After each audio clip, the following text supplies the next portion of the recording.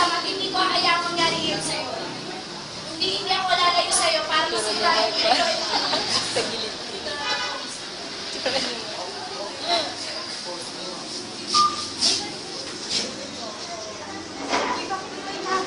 Pumunta sila sa kumbento. Subalit, biglang nagbago ang isipan ni Uli.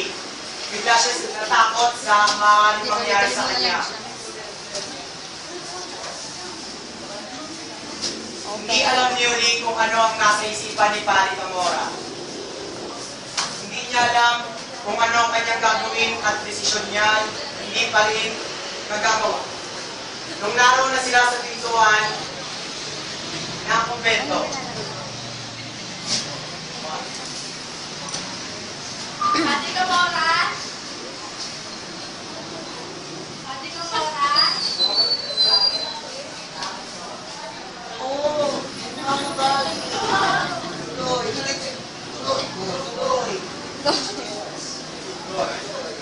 May nais ko niyo isang mag-isip. Sarado niyo yung pinto. Sige. Pachoy. Makaking kape? Okay. Ang pinag-uusapan natin yung tungkol kay Basilio Padre, may naghahanap sa'yo! Pachoy! Ano ginawa mo sa kanya? Samahan mo siya sa ating kwarto dun sa may labas na makakita ng kanyang damit at pupunasin ang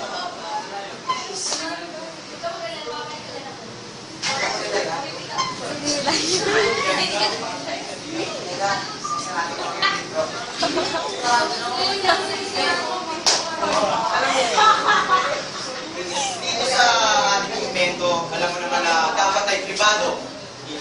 Dapat ay hindi alam ng mga tao kung ano ang gustong gawin ng mga pari. Siyempre para makapag ano siya ng kanyang mga sasabihin sa tao, di ba? Alam mo naman yun.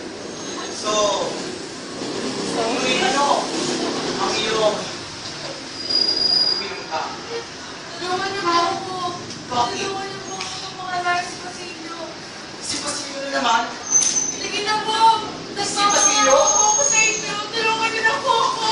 Alam mo naman may gusto rin ako sa'yo. Alam mo nais ko rin ang hukog ng iyong Para katawan. si Basilio. Si Basilio. Manyak ni Mark. Wala akong gagawin ko. Manyakis ni Mark. May marinig tayo, manyakis. Alam mo naman siguro ang